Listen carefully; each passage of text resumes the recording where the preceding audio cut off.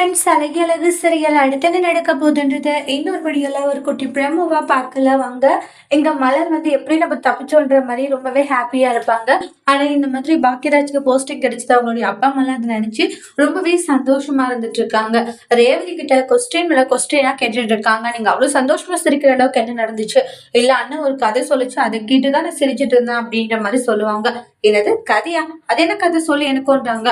அது வந்து அப்படின்ட்டாங்க. சொல்ல போறீங்களா? இல்லையா? அப்படின்ட்டு தங்கராஜ் கேட்கவும், உடனே ரேவதி ஒரு மொக்க ஜோக்கு சொல்லி விட்டுருவாங்க. "எதுக்கா நீ அவ்ளோ சவுண்டா சிரிச்ச?" அப்படின்றாங்க.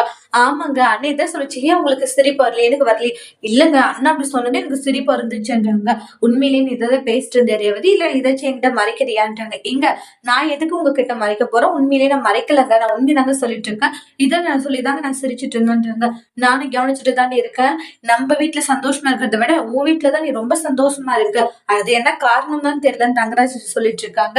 ஏன்னா இந்த வீட்ல தான் எனக்கு அவ்வளவு ஃப்ரீடம் கிடைக்குது. அங்க எங்க என்ன சந்தோஷமா நீங்க பாத்துக்கிறீங்கன்ற மாதிரி ரேவதி மனசுல நினைக்கிறாங்க. அதோட இந்த ப்ரோமோவை முடிச்சிருக்காங்க. தேங்க்யூ.